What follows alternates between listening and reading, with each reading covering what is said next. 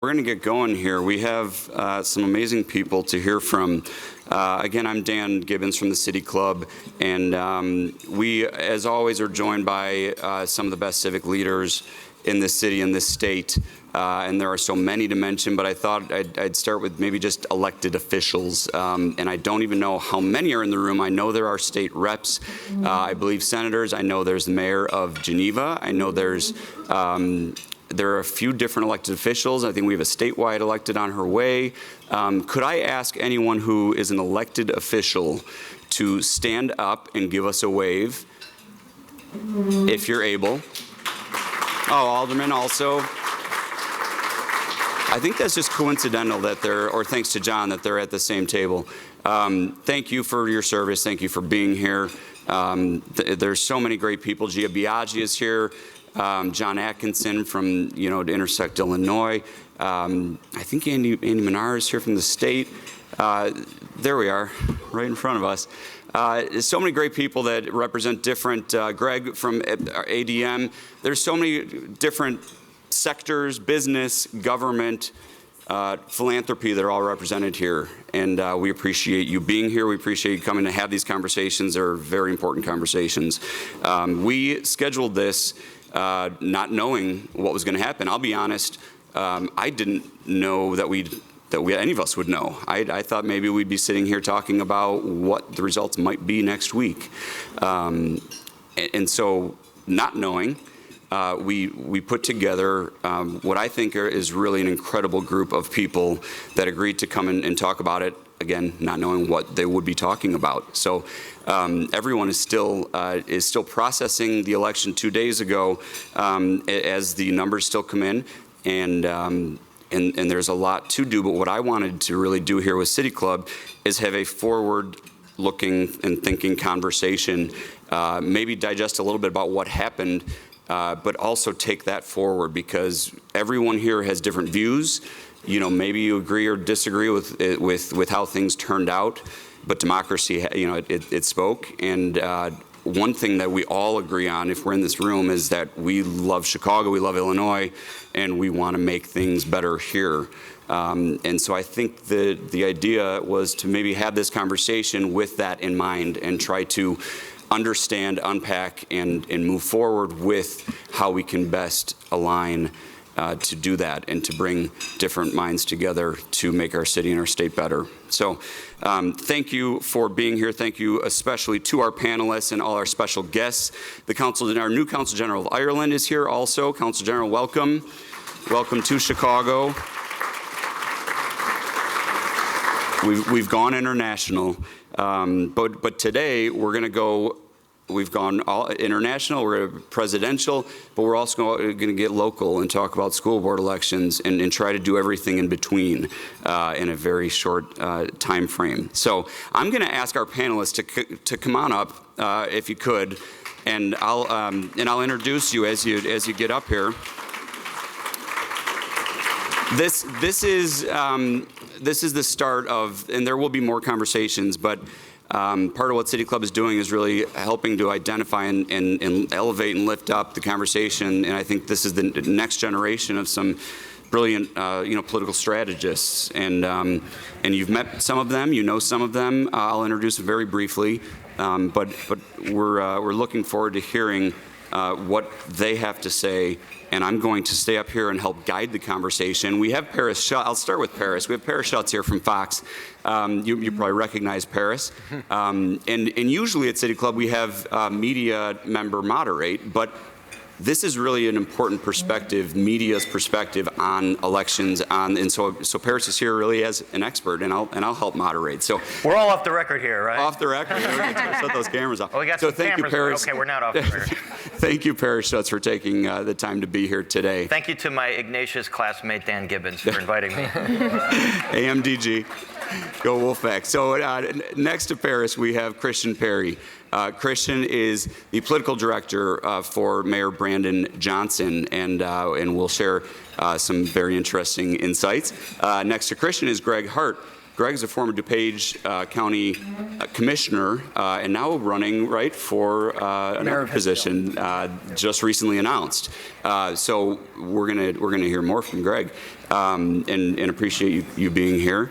And then, of course, Anne Caprara. So Anne is... And this is the cheering section for Anne. They all work for me. They all work for me, she said.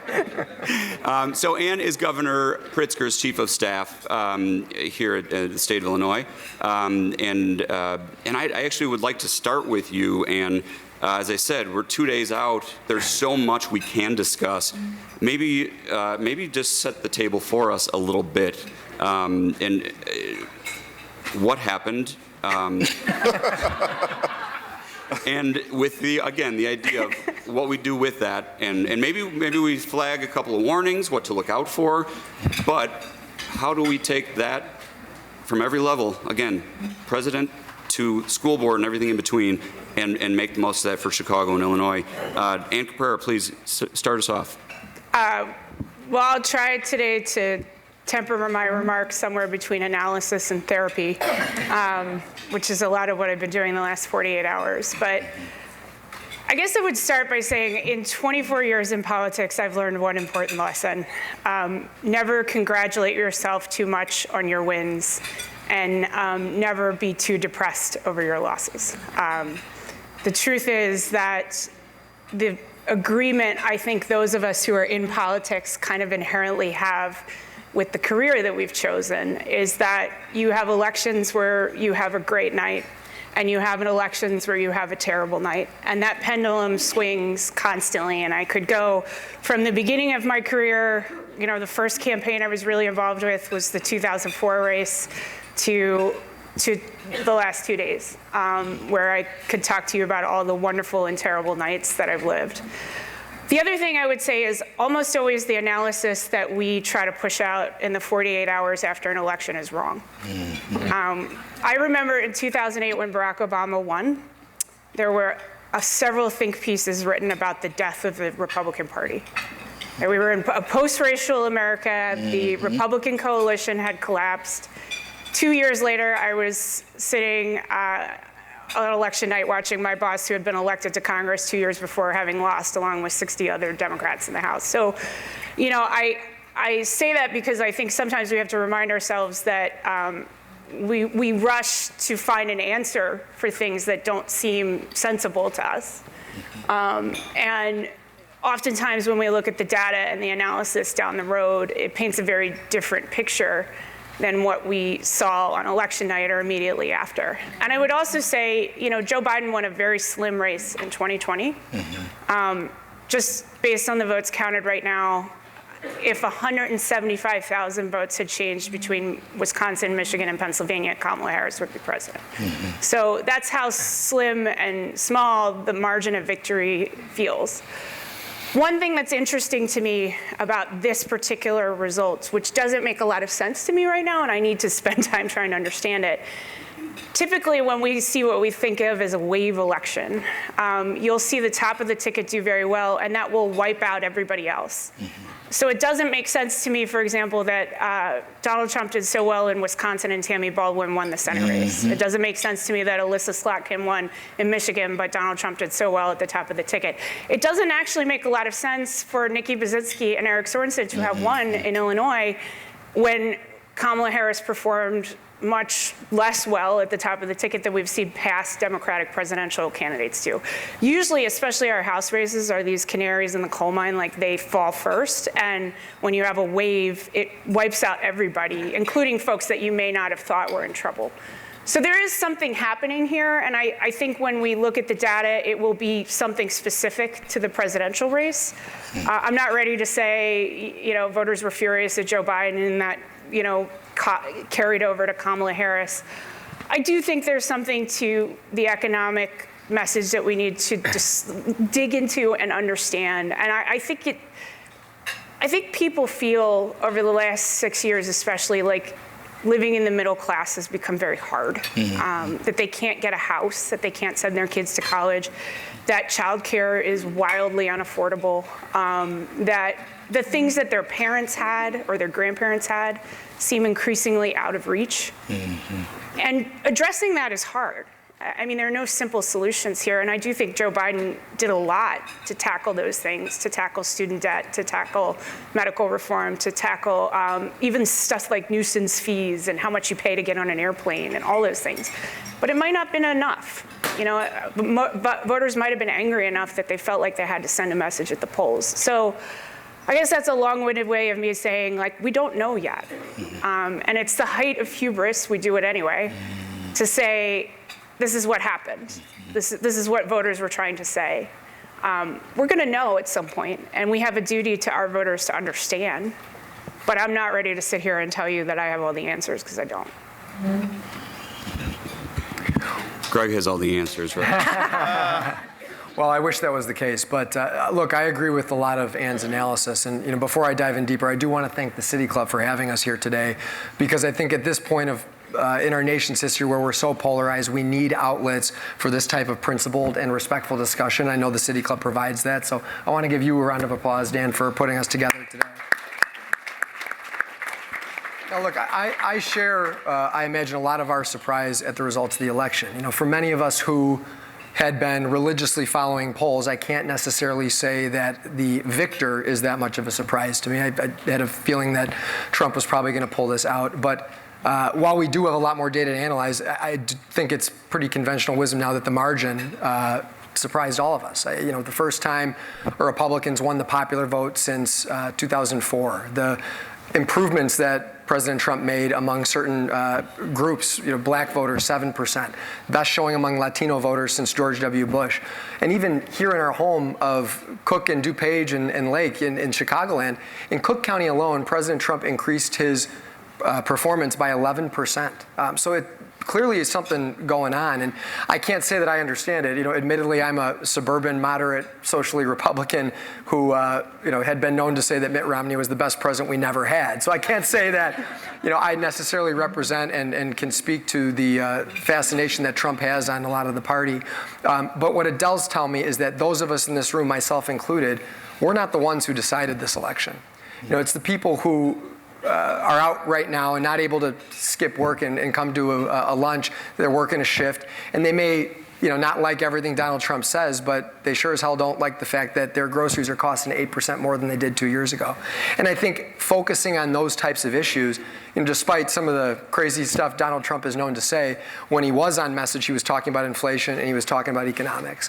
And I, don't think that's a necessarily novel concept. Governor Pritzker, to his credit, in 2018, was very successful across the state because he focused on what he was going to do to help middle-class and working-class families in Illinois.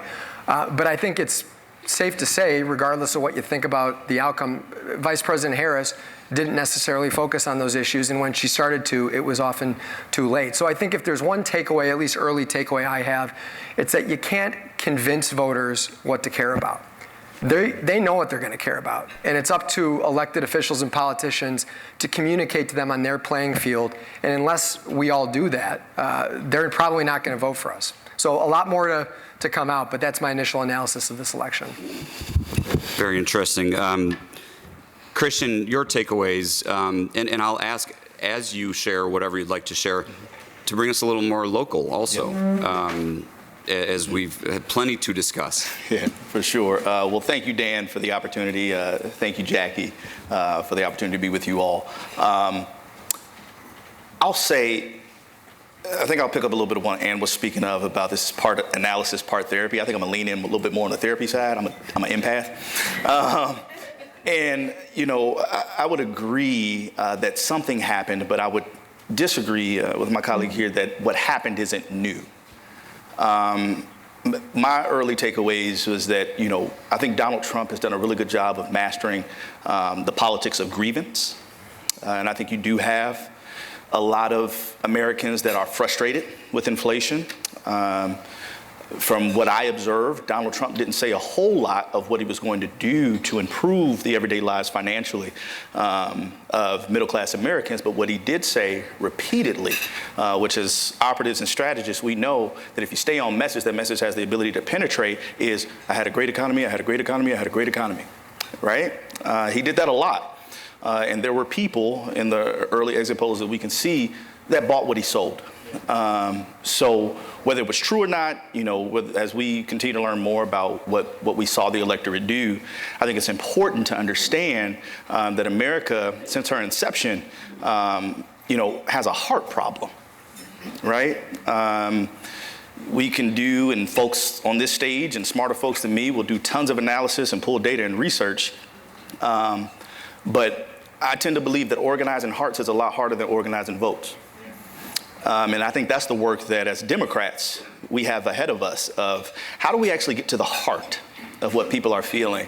How do we, like I said, you won't hear any blaming from me, but for the folks that decided to make a different decision this time, right, that live in those certain demographic groups that you guys are going to see trafficked on every media headline, as Democrats and people that care about moving the country forward, how do we speak to the heart? To get them to understand that our mutual flourishing is connected and interdependent upon each other. How I think that reflects here is, Chicago and Illinois is a beacon for the country. If you're a Democrat, if you're a progressive, if you hold the values that we deem to be important, Illinois and Chicago are leading the way. We are the exercise. You saw bus after bus. My boss went to 5 of the 7 swing states to stump with Black faith, labor, progressives, young people. We are the hope of people that believe, like us on this side of the aisle, that it is possible to abolish the subminimum wage, that it is possible to deliver paid time off, that it is possible to ban assault weapons, that it's possible to invest in early childhood. So I think Illinois and Chicago have the opportunity, particularly over the next 2 years as we start to look toward the midterm, to continue to lead the way, to be unabashed about leading the way and articulating our values, because what we believe and what we say a lot from the mayor's campaign perspective is that you get to run on your values and you get to win. So the message that I'm wanting to share with folks is to stay encouraged as best you can and stay off cable news for a little bit. Well, here, good setup to Paris. So it maybe stay off cable, but local news. There you go. Local news. Watch your local news. I don't disagree.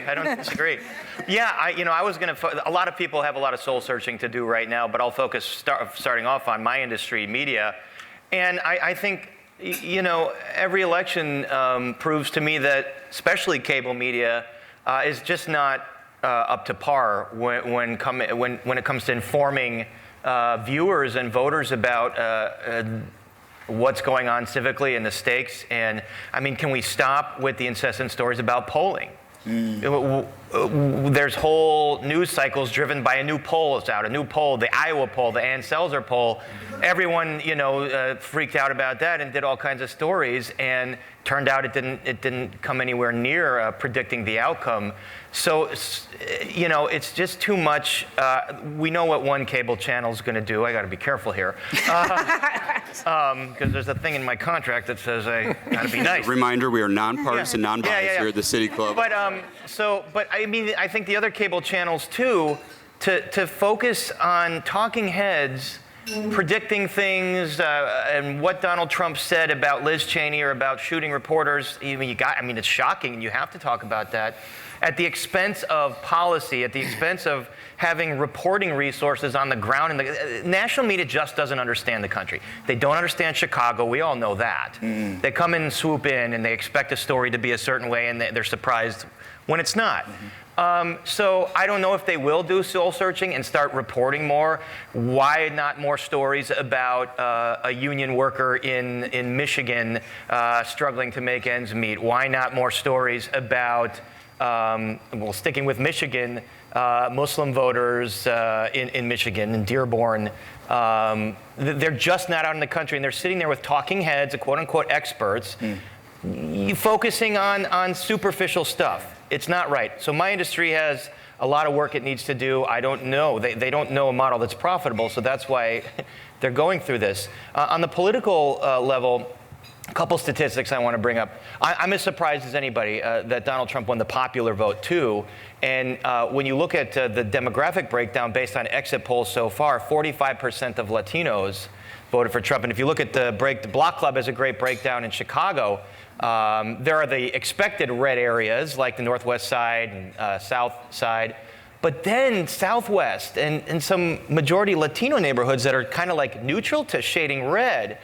And I think it has shocked even Republicans the level of Latino support for their party, because Democrats, it seems like, at least in everything shifts. But right now, where we are right now, they've miscalculated. And I think that they've felt that the key to Latino support is to listen really to the, and I don't say this to denigrate, but listen to the activist part of the population and the groups that are out there fighting for sanctuary cities and fighting for rights for immigrants. And of course they need to listen to that. And these are very important groups. But thinking that the Latino vote was a monolith, that they represented the totality of the Latino vote, when that's not true at all. We heard what Donald Trump said. They're poisoning the blood of our country, rapists, criminals. And he was largely talking about Latinos coming from South America and Central America, and 45% of Latinos didn't have a problem with that. So I think that I talked to Ray Lopez, who's, he's Fox News' favorite Chicago alderman, but he represents, he kind of moved more conservative in recent years, and I think it might represent what he sees in his community, and this is what he's told me. Latino folks tend to be conservative culturally. The immigration pitch doesn't necessarily work on all of the Latino population, because there's several that believe, hey, I came here, my family came here. Why are folks abusing, quote unquote, the asylum system to come here and get benefits and to get housing when I had to struggle to get here? So the notion of sanctuary cities and sanctuary states, this is a core principle of the Democratic Party, but they might have to rethink it a little bit because, and I'm just focusing on that one metric of the Latino vote. Obviously, we say this after every election, no demographic, no voting bloc is a monolith. Mm-hmm. I've talked to when I talk to black aldermen in Chicago, they tend to be pro-police. And I think media and some in the Democratic Party made a mistake years ago after George Floyd in thinking that, well, the black population is largely anti-police, and they want to abolish police, or they want significant reform, when most aldermen I talk to say that my constituents want more police. Mm-hmm. My constituents want safe streets. So in the media and in political parties, we tend to assume things about different voting groups and demographics, and every election proves us wrong, it seems. So this is the common theme up here, is we have to take a step back, rethink what we think we know about residents, about voters, about different voting groups, and really listen and really understand that there are different perspectives within each demographic, and both parties need to do a better job understanding that. So there's so many inconsistencies, there's so many uncertainties, right? As Anne mentioned, down the ballot, the different, it doesn't necessarily make sense when you look at history, right? So it's kind of a reset. It's a bit of a reset, and it's certainly going to be reset how things happen here in Illinois, I think, in how we are seen at the national level. Could we talk about that? One thing is certain, we will have a new president. We will have another president. I guess he has been before, but Congress is shifting. We don't know exactly how that's going to look. How is this going to look? How are Chicago and Illinois, who has historically had a very strong hold and strong presence in D.C., it's going to be different. And how do we, Anne, how do you think that's going to go? Who's going to be the voice that's most heard moving forward? One of the things that we saw during the first Donald Trump presidency, which I would say was a positive, there were not many positives during that time, but there was a positive. The Democratic bench grew substantially. Mm-hmm. We saw the emergence of governors, senators, state and local representatives, people running for mayor, people running for, my own sister.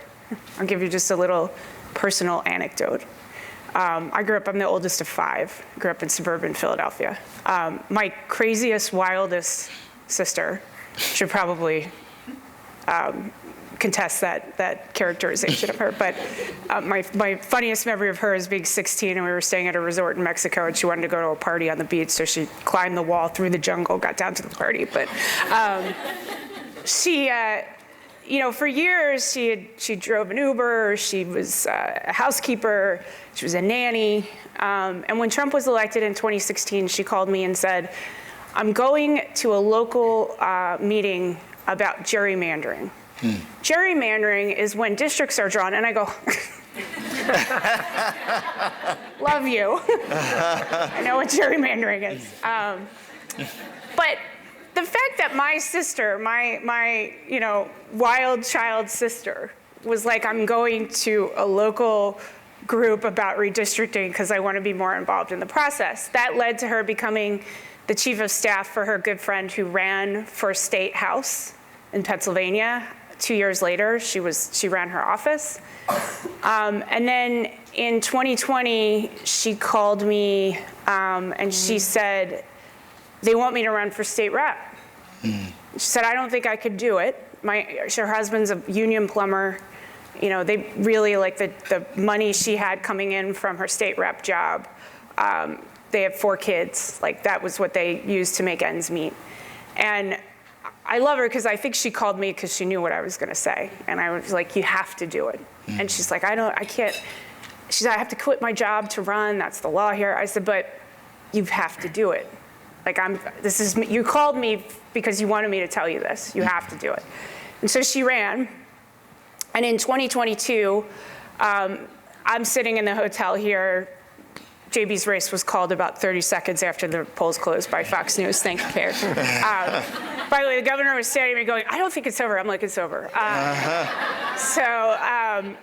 So I'm sitting in my hotel room celebrating, and I'm calling home trying to get results. And I'm getting my dad on the phone, and I'm like, what do the exit polls say? Who's talking to the polling location? He goes, I don't know. I updated the website a couple hours ago, and So it turns out next morning she's down by 42 votes, and over the next 5 days. Those vote totals will get updated every afternoon. And by the next Tuesday, she called me and she had won her race by 32 votes. Wow. And she was the vote that flipped the Pennsylvania House from Republican to Democrat. Wow. So it's a very personal story. She won again on Tuesday night. But I think about my sister, who never cared a whit about politics. And it took Donald Trump to get her involved, and then to keep climbing and to keep getting involved. And so when I think about the path forward, I do think that one of the bright lights out of a dark hour is that there are going to be a lot of people like my sister that are going to say, I want to get involved, I want to run for office, I want to be part of the process. And I think that's going to be what the Democratic Party looks like moving forward. I also think, look, let's just be honest, folks. It was time for a generational shift in our party.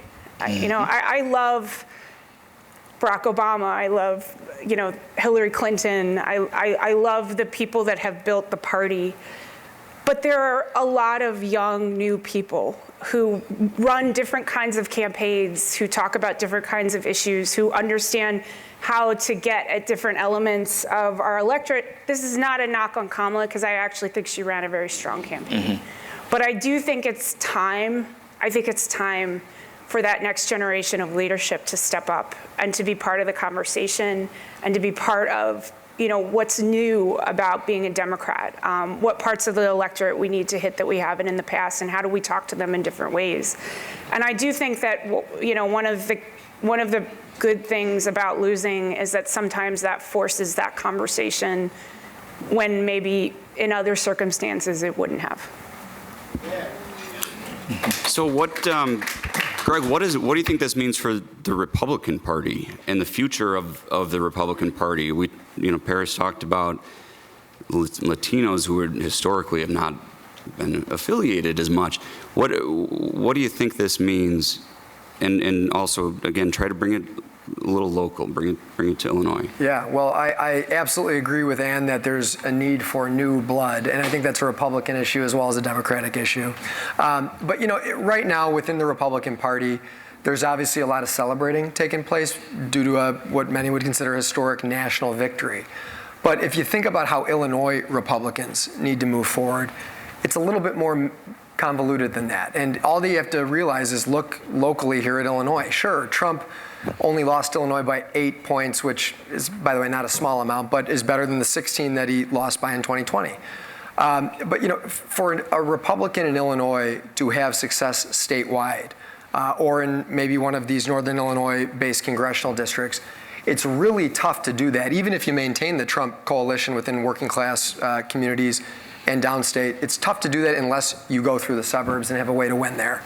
And if you look at what happened in this 2024 presidential election, I live in DuPage County. Trump did 5 points better in DuPage County. He did 7 points better in Will County. He did, 6 points better in Lake. So generally all around the same amount.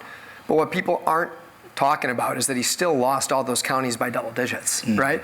And that had some serious down ballot effects. In DuPage County, despite him doing better, we still lost a seat on the county board, and we lost every countywide elected official with the exception of one, our state's attorney, who thankfully was unopposed.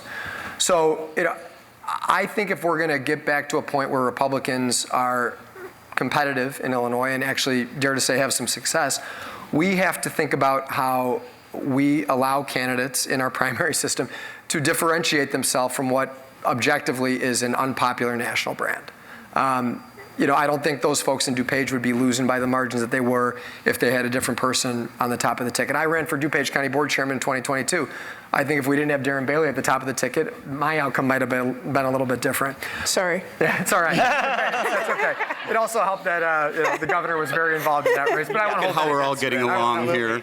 Absolutely. But that's the honest truth. And I think what we need to see is that you need to differentiate yourself from the national brand. We have seen states, blue states, elect Republican governors. In Massachusetts, for example, Charlie Baker, Larry Hogan, who just lost his Senate race but was a very popular governor in Maryland. These were blue states, similar to Illinois. But what was the thing that made them different? They weren't afraid to be considered as different from Donald Trump. And were willing to voice that if need be. I think the other thing to point to is, obviously, economics is what moves the needle. That's the most important issue to everyone. But you can't understate the importance of somewhat would be considered social issues, whether it's women's rights, abortion, or common sense gun reform. Those have some real power in the suburbs. I'll never forget in my 2022 race in October, so a month before Election Day, I was with my team and I was looking at polling and the modeled polling data that we had.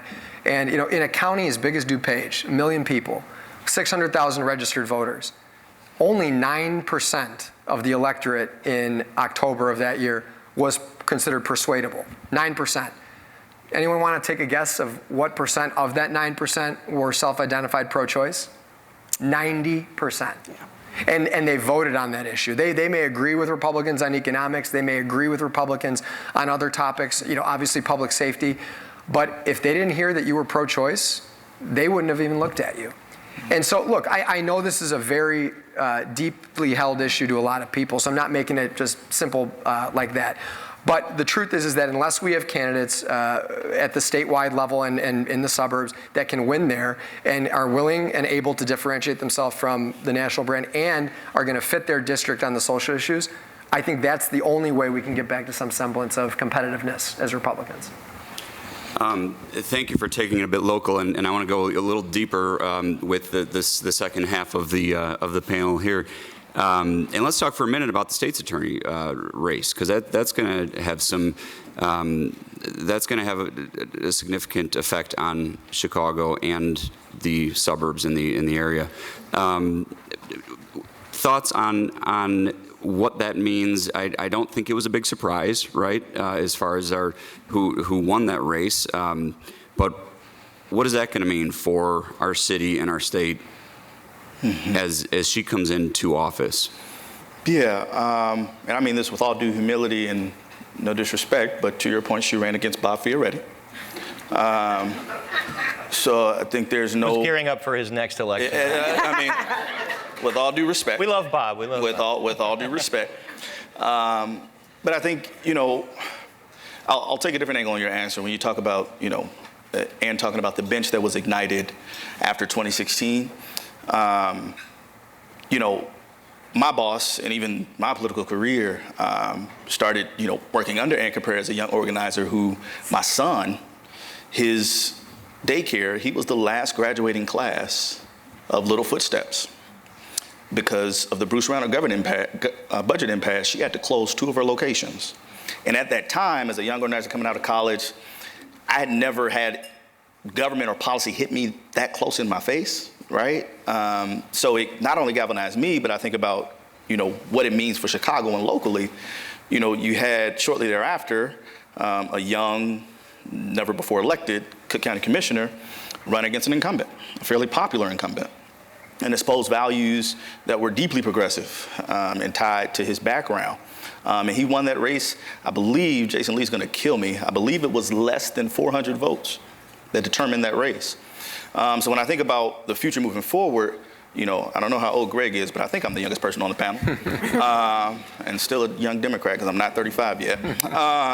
But when I think about the opportunity that we have here in Chicago and Cook County and Illinois, Mayor Brandon Johnson's race was decided roughly by 27,000 votes. Of that 27,000 votes, 24,000 of them were between the ages of 18 and 35. Of those individuals, the vast majority, over 90% of them did not participate in the first round. So when we voted in February, they are not reflected in that vote total. But there was something about the message that we were bringing to young people in Chicago that galvanized them to the tune of north of 20,000 folks to vote. Millennials and Gen Z are the largest voting bloc in the country.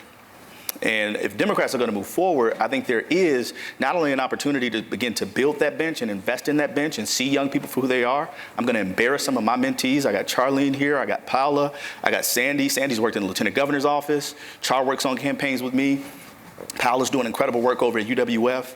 We have to reach back, bring people into this process, recognize them for their instincts, and then give them all they need to do to be successful. I think if Democrats are going to continue to turn the page, particularly as we look toward 2026, we have a big governor's race here in Illinois. We'll have congressional races that'll be up. That work starts now, and it's work that if we listen to young people, I think that we'll be better off. Can I jump in here? Of course. Mm-hmm. So one of the things that I think is important, and I'll give credit to Republicans here. The Republican Party, whether you look here or anywhere else, they have a ruthlessness about their winning. And I mean that with respect. Sure. I'm a dyed-in-the-wool progressive Democrat. I believe in the values of the Democratic Party. But I can't do anything for the people that depend on me if we lose. And I think it's a mentality that we have inside the governor's office with both of his races, with the races that we support, with the way that we attack issues. We know that every policy proposal has to have both a political component to it and a policy component to it. That we have to sell what we are trying to enact. And that we can't lose our base and the middle of the road along the way, that we have to capture all of those people, and we have to sell our policies in ways that make sense to people. The governor knew when he walked into office that fixing the fiscal problems in Illinois was what he was going to be judged on. And so he has spent a relentless 6+ years fixing fiscal problems. That gave him a lot of latitude to also attack societal and values projects that we cared a great deal about. And so I would say if there's one message that I have to the Democratic Party in general, here and anywhere else, we have to be pretty ruthless in our pursuit of winning. We have to understand the timing of when we bring things to the table. We have to understand how to build coalitions.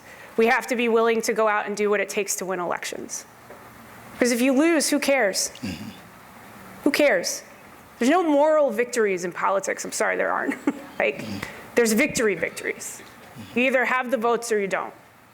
And that, I think, is sometimes hard for some members of our party political apparatus to understand, that it's great to have a policy and to want to go out and champion it. But if you can't get it done, if you can't figure out how to win, then it's useless, because the people that you're trying to help they're going to get hurt. And I think about that all the time. I think about the fact that if J.B. Pritzker 2 years ago we hadn't sat and figured out what the path to victory was from the beginning of that race to the end of it, and then been willing to pursue it all the way through, if he wasn't governor today, particularly today, what that would mean for people who need us right now. Mm-hmm. So I think that's one thing that we have to think about that as we move forward. Can I jump in on, so from my perch, what I see with Democrats and the Democratic Party is that they fall flat on the messaging. On policy, it seems like the majority of the country actually supports, I think, especially on social and cultural, abortion, things like that, supports the Democratic Party. And I think you can make a case that Joe Biden had a lot of successes, but where was he over the last 4 years? Why didn't he have more press conferences? Why wasn't he selling his policies? And in this age of social media, why didn't he, I hate to say this, he could bypass the media like Donald Trump does and have a fireside chat on Twitter or something every week to say, here's what I've done for you, and here's, and they didn't do that. I don't understand why. And if Donald Trump is anything, if he is a genius at something, it's messaging. It's words, and it's words that are simple, that appeal to people. Like you mentioned, when he was on message, it resonated. Although folks didn't really hold him accountable when he said, "Well, I'm going to bring inflation down." Well, how? How? And I had Darren Bailey on election night, and I said, "How though? How? He keeps saying he's going to bring inflation down. How does the president actually do that?" And Bailey's answer was, he's going to deport people. So there is no answer, and there is no policy. There really isn't much policy in the Republican Party nationally right now, especially with the Trump. They did not talk about policy very much. And economists don't agree with whatever Trump's economic policy is. They don't think that that's really workable. You don't bring down inflation by deporting people. If anything, it's going to cause prices to go up. And if you're going to slap tariffs on imports, what's that going to do to prices? So Democrats, and I don't see this local, more nationally, they just don't do a great job with them. And now Pritzker was on national media a lot, doing a lot of messaging. Walz was doing a lot. So there are Democrats, I think, that are kind of doing better at that than they have in the past. But Biden did terrible on messaging. I mean, whoever was handling they awful. He had a really low approval rating, and if you look at his accomplishments, it deserved to be higher, I think, objectively. And honestly, if Trump were in charge of this current economy, with unemployment the way it is, with GDP growth, with wages are outpacing inflation, he would have said it's the greatest economy in the world. Correct. It's all messaging. Correct. It's all messaging. That's what it is now. That's what modern politics is. It's messaging. It's using the media, whatever media platforms are the current ones of the day, which unfortunately are social media. And the Democrats are not doing a good enough job on that. But I will say locally, CTU does a very good job on messaging. And you talk about ruthlessness. They're ruthless. I'm sorry, and I don't mean that to denigrate them. They know how to. They built power, and they have amassed a level of power in the city of Chicago that rivals Madigan and Daley and Burke in their heydays. And it's a similar kind of machine, but they didn't do it by accident. So they are ruthless in their pursuit. They don't like critics. Okay, I know. I'm a victim of that. But within their own organization, they don't like critics. I've talked to delegates that say I've been silenced. I've had my social media hacked. If I said something that might have questioned leadership. So there is a ruthlessness to them in that they win, but can they govern? And that's the question that we're grappling with right now. And I think you wanted to dovetail into the school board races. They spent around $2 million. They helped push this bill in Springfield to get an elected school board. They wanted all 10 of those seats. They won 3 or 4 of them. Mm-hmm. So it's like the dog get caught up with the car. You built this power, you amassed this power. Now what are you going to do with it? And it might be the same at the national level. Trump said, we're going to bring down inflation. It's going to be the golden age. Okay. How long are Americans going to give them to do that, to accomplish that with policies that I'm not aware of yet that they're going to pursue? I mean, the Fed sets rates. Now, Trump has said he wants to have more influence on the Fed. And that's why, like, yes, you're right, Ann. Like, no party should jump to huge conclusions after one election. In 2 years, if inflation's still bad, the economy's not great, Republicans are going to pay for it, Just like right now in Chicago, Mayor Johnson, hi, Aaron, the ratings, the polling right now isn't good because it's one thing to be the agitator on the outside fighting the man. Now you've inherited all the problems. Now you've got to find the solutions, and it's on you. And that's what we're witnessing locally. Yep. Can I jump in? Yep. There's a lot for you to jump in. I was going to ask you to just process out loud for us. Yeah. So to Ann's point, right, and I think the CTU would be appreciative of your characterization of them being able to build power over a period of time. But that's no small feat. To Paris's point, right? Brandon Johnson arrived to the CTU in 2011. Right. So this has been a project of building power, building consensus, and I will say, one, that poll,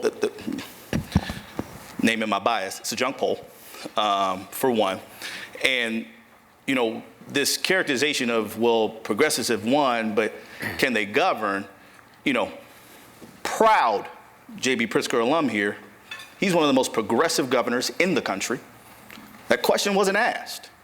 J.B. delivered as soon as he got into office on everything that he said he would run on, right? When Brandon Johnson was elected, paid time off, abolishing the subminimum wage, reopening mental health clinics, 200 more detectives. What I'd appreciate is if, because what it feels sometimes as being on the inside and being an operative and being somebody that advises the mayor, there was a narrative that we could not win. Brandon Johnson was polling at 2.3%. Dude was nuts to run. Right. Nuts. And he looked Chicago in the face and said, no, Chicagoans believe in this vision. Chicagoans believe in how we can transform our city. Chicagoans are tired of a status quo that nibbles around the edges. Chicagoans want progress and they want it now. And this mayor was elected, delivered on all 6 of our campaign promises within the first 6 months, passed a budget with over 40 votes. But yet this question stays on the ether. Can he govern? Can he govern? I would say that's a loaded question. And I think it's a loaded question that goes back to the Hart problem that I think exists in this country. And we saw it in the person of a black woman who was running to lead this country. This country still has a hard time with black political leadership. It does. And it's something that we have to wrestle with. This country is still trying to figure out how to understand what it means to lead unapologetically in your blackness, stay authentic, and fight for the values that we know will move our people forward. And what this country has always seen, that when black people win, it doesn't come at the expense of other people. And that the rising tide of our values, as a good Christian that studied black liberation theology, that tide lifts all boats. So I would say, the question of can he govern is not only disingenuous, it's sometimes the media trying to cover their skis because they said we were going to lose and we won. And to Ann's point, when you win, you get to win and you get to govern. And we're going to continue to do that. And so the governor and the mayor have both won, and they have both stayed true as they can to their to what they ran on. And do you think that's going to continue in this new world order of national politics? Is Governor Pritzker going to be able to continue to carry forward his agenda as Mayor Johnson? Going to be able to do that? Is there going to be? I want to go back to influence in D.C. That's going to shift, right? Are they going to be able to have as much effect and solutions, provide as many solutions as they have thus far? If the question is Governor Pritzker going to be able to continue to govern Governor Pritzker will be able to continue to govern when he's 90 years old and, hobbling between offices. I've worked for a lot of politicians. There's no one I've worked for as long as J.B. And he is not just my boss. He is part of my family. He is someone I care about deeply. And I will tell you, even over all the craziness of the past few weeks, when I wake up in the morning, the first text from him is always, I saw this report on highways and how fast they're being built in this part of Illinois, and can we get them built a little bit faster? That, and I'm like still like laying in bed, like I can barely see anything. He is uniquely focused on governing, and I'm looking at Andy Minar, who has to deal with his constant questions about the budget every hour, it seems like. And for however long he decides he wants to be in elected office. And how long is that? Right? Yeah. He's running for re-election. Yeah, knew it was coming. I personally am going to make the announcement here at the City Club. Look, selfishly, I hope he governs for a long time. I hope he decides he wants to run for a third term. I don't know if he will, but I hope he does. I think, will things change in DC? Yes, absolutely. Like, I'm not going to sit here and tell you, we're going to do everything we can to work with the Trump White House. But I'll tell you a story about J.B. during the pandemic that he's told many times, but I got to witness it firsthand. During that, like the darkest of the March 2020 days, like when stuff was really dark, and we were trying to determine what was going to happen. And I was ordering books about the 1919 Spanish flu off of Amazon to try to understand, like, what are we supposed to do here? We were desperate, as were a lot of governors, to get N95 masks and ventilators. That's what our hospitals were telling us they needed. And I remember about a month in, J.B. came into my office, and he was kind of frantic. He had a piece of paper, and he was like, I'm going to call Trump. And I was like, okay. He said, look, I gotta call him. We need stuff. He's like, and I can't. He had been literally calling CEOs he knew to try to get them to sell him these things, to sell him ventilators and masks and other items. And I won't name names, but there were CEOs on the phone who were like, well, California has an order for this much. So if you can beat them, we'll think about your, it was that crass and terrible. So J.B. had written out a script for himself because he didn't trust himself to talk to Trump and not lose his mind. So he had written out a script, and it started with something like, you're a businessman, Mr. President, I'm a businessman, here's what we need. And basically it was like, if you will get us this stuff, and he had a list of ventilators and masks, I will go out and I will praise you. I will praise you on TV, I'll praise you on Twitter.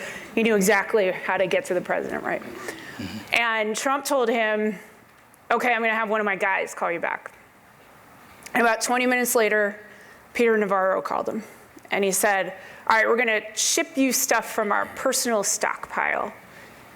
And J.B. said, oh, well, seems weird, but okay. I'll take whatever I can get. When can you get it to us? Well, it's going to come in Trump time. He goes, well, that sounds pretty fast. Is there like a unit of measurement in Trump time? And he was like, well, it'll be a week, whatever. Well, a week later, instead of N95 masks, we got a bunch of surgical masks. Instead of ventilators, we got hand sanitizer. But I think about that story a lot, because I know how mad the governor was at the president at the time. I could see it every day in the things that we had to deal with. And he sat there and said, okay, I will humble myself to this man to get things done for this state. I have that script is tacked to the wall of my office, right behind my computer, because it reminds me that you should be willing to do virtually anything to help the people that you are charged with protecting. Even when it's hard, even when it goes against everything that you might like to say or do. And J.B. taught me that. J.B. taught me that over years of working for him. And so I think he'll figure out how to do this too. if you heard his press conference this morning, you know, he's very clear. We recognize Trump is the winner of the election. We're going to do everything to have a peaceful transition of power. But I believe he ended it by saying, I'm a happy warrior, but a happy warrior is still a warrior. And if you come from my people, you go through me. So.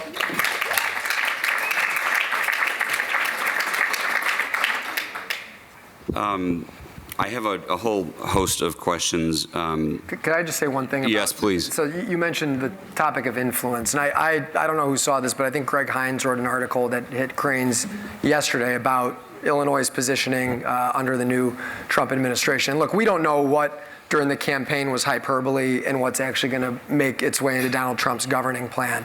You know, obviously he's talked about tax cuts. I'm sure elements of Chicago's business community might be favorable to those. We saw some really positive reactions in the stock market. We've heard about no tax on tips, which many service industry employees might like. But we've also heard his rhetoric on electric vehicles. I know that's one area where the state's invested a lot of time and resources. So point being, we don't know where this is going to shake out. But from my perspective, especially being someone coming from the suburbs, you know, I can say unequivocally, this is the best big city in the world, right? And if we're going to have any success working with whoever the occupant of the White House is, we need to refocus our mind on growth. Now, you know, Mayor Johnson, Governor Pritzker, they've done a great job leaning into the CMO position that they hold. But we're going to have more success recruiting businesses to come to Chicago if we're working collaboratively as a region. You know, I know when I was on the DuPage County Board, one thing we worked with the previous administration in Chicago and all the collar counties on was forming the Greater Chicagoland Economic Partnership, the GCEP. And basically it was a consortium of all these local governments and their economic development corporations to promote the region. Because look, I live in Hinsdale, I love my hometown, but I know if a business from Norway is looking to come to Illinois, and even if it's located in Hinsdale, they don't say Hinsdale, they say Chicago, right? So we need to work together and really reinvigorate, in my view, that partnership, recommit ourselves to the idea of a collective economic partnership as a region, and bring new players in. I see Lou Sandoval's here, you know, from the Illinois Chamber of Commerce, doing a great job, in my opinion. We need to bring them into the fold. Intersect Illinois is doing great work. But the better we understand that we're stronger together and going to market that way, I think the region will benefit regardless of who's in the White House. Thank you. That's very City Club-esque, you know? It's true, though. That's what we're doing. That's what we're doing here. True. And it's what you all are doing in your daily lives. And we're fortunate to have you all doing what you're doing. Like I said, I have all sorts of questions. We did get some of them in what I had mentioned earlier. But we also talked about coming back. And I hope we didn't scare you all off enough. We talked about coming back maybe in January. You know, once this is all a little better defined, and once this data that you're talking about, and we can really digest it a bit more and understand what happened and what is happening and what's going to happen with the next administration and how that's going to affect Chicago, how it's going to affect Illinois. So I hope that you can all agree to a part 2 of this. Put you on the spot right here. Yes, yes, yes, yes. Thank you. Yes, yes. And there will be plenty more to come. We do have, actually next week on Thursday is our City Club's amplification. It's our annual fundraiser, and it's a really fun evening, and we're honoring a few very interesting people, Bob Clark from Clayco, and Janice Jackson from Hope Chicago, and Dilla, our favorite urban historian. It's going to be with some really interesting conversations and fun surprises. So I hope you all will join us for that. Everyone on this panel is welcome as our guests. So hope to see you on Thursday. Paris, you're pretty good at this. Could you wrap us up just a little bit as we're closing out the show? Sure. I mean, closing thoughts. I think everybody on this panel agrees that we love Chicago. That's why we do what we do in the capacities that we do. And I think that we're entering a very uncertain time for Chicago, just given, I think that we have to take seriously what the Trump campaign talked about in terms of wanting to abolish the Department of Education. And what's that going to do to federal grants that CPS relies on? Well, they don't rely on a lot, but they do get some federal grants, and other school districts. What about infrastructure spending? Is Trump going to punish Chicago and Illinois because he doesn't like big cities and they didn't vote for him and he doesn't like our politicians or something? You know, they don't get along. You know, Chicago has a lot of challenges, and you know, all my respect to you for you're in the arena tackling them right now, but you need help. You know, you need help from the federal government, you need help from the state, obviously, and if this administration is going to cut that kind of funding, it's going to be really difficult for Chicago. And where do you go then to balance the budget or make up the property taxes? I mean, that is the only place you can really go for a big chunk of money. So if Trump follows through on some of the things he campaigned on in Project 2025, which are his people, and he's disavowed some of that, it's going to be a challenge, I think. I think we're going to enter, I hope I'm wrong, I think we're going to enter a time of a lot of political and civil unrest. Because extremism on one side begets extremism on another side. There will be extreme reaction if the way Trump governs is going to be even more extreme than his first term. And that's not going to be, for all your relatives, we're finally done with politics. We're never going to be done with it, because these battles are going to be amplified now, and they could get ugly. And I know that's an ominous way to close, but we got to be realistic. We got to be realistic. If I could offer about 7 bombs. if I could offer a little bit of hope. My name is Christian, and my mother named me that for a reason. So I've been spending a lot of time in prayer, and for those who do have a faith, I would say cling to your faith. Cling to your families. There's a scripture that says faith is the evidence, the substance of things hoped for, and the evidence of things not seen. And I think in our politics, in our civic society, we have to cling to our hopes and aspirations. We have no other option. Yes, Trump said a lot of things, and he's probably intending to do a lot of things, but we are stronger together, we're better together. And if we take our moment to grieve, wipe our tears off, hunker down like a lot of women did in 2016 and get ready to fight back, I have a lot of confidence, not just that Chicago will be okay, but the state of Illinois and our country. So maybe that's a lighter note. We love ending on positive notes. We're a couple minutes over. Any real quick thoughts as we finish? No, look, I think we have to operate the best we can to advocate for our residents and do what we can to continue to make Chicago and Chicagoland a great place. And look, sometimes we have candidates that win, sometimes we have candidates that don't win. Regardless of what we think about the occupant in the White House, it's our responsibility to work collaboratively regardless of who's living there. And it's just great to hear among the folks on this panel that seems to be the shared consensus. You can have the most vigorous of disagreements, but Ronald Reagan was friends with Tip O'Neill. George W. Bush passed education reform with Ted Kennedy. Gavin Newsom worked with Trump to work on major forest fires in California. So we do what we can to put past our differences and proceed forward, and that's what I think we have to focus on. But I'm really gracious for the opportunity to be here, and thank you for inviting me. Thanks. Thank you.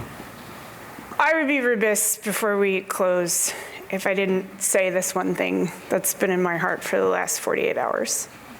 I have a religion. It's this democracy, and it's this government, and it's, for 24 years of my life, has been working to make this place a better place, to try to temper my rage at times with hope, which is a hard thing on some days. And I look out here, I see a lot of women. This has been hard because over the last 8 years, I've watched 2 accomplished, brilliant women who, if you put gender aside and said, give me a list of what you want in your president, they ticked every box. They did everything perfectly. They showed up, they weren't too emotional, they smiled just the right amount. And both of them lost to the felon and the rapist. And I know there are other elements of this loss. I do understand that.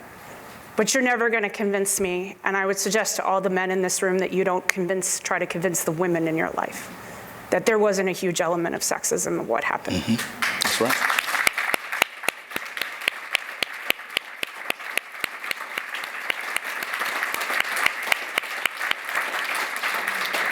And I think one of the challenges moving forward is trying to look the women who work with me, the women who I love and are related to me in the eye and tell them hope is not lost.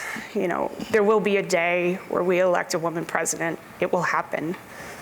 And in trying to understand how to have that hope, I've thought a lot about over the years the wins and losses and the things that I thought were terrible at the time, but you know, one of the trite sayings that I've learned is actually true, or that things do happen for a reason. In 2016, I was at the Javits Center when Hillary Clinton lost. And a couple of minutes before we went into the big room that I would never want to step into again, I was standing at the bar and I met this guy and his wife. The wife had on a dress covered in cats, and she looked at me and she said, "You get it?" And I said, "I get it." And we talked for like 2 minutes, and then we went about our way. That guy and his wife was J.B. and M.K. Pritzker. And I always think about that moment as our like sliding doors moment, that if Hillary had won, my life would have looked a lot different, his life would have looked a lot different. Instead, 3 months later, I came out to meet him in Chicago. It was a city I'd only spent a day in previous to that. I ran his campaign for governor. I'm his chief of staff. That was 7 years ago. I look at a lot of faces around the room of people who have become dear friends.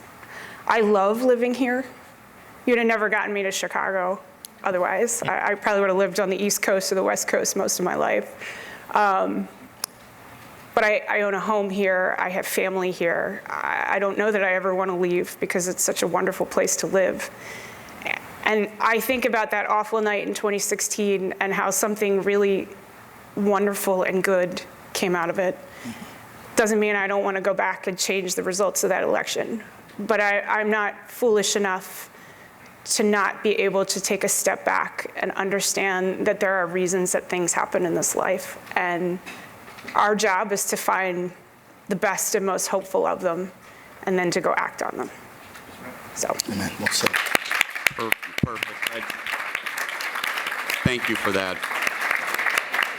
Thank you for that. Thanks all of you for all of those comments. Thank you everyone for a few extra minutes. I think it was worthwhile. Let's go forward. Let's keep doing what we're doing. Like I said earlier, we're all not going to agree on everything, but we do care. We care enough to be here. We care enough to continue our work to make our city better, and make our state better. And we here at City Club will continue our work to bring these conversations together and hope that you keep coming and keep joining us for these sometimes difficult, sometimes fun conversations. But you're welcome back anytime. Thank you again, all of you. It was I could listen to you all day long. Thank you all. Have a great day, everybody.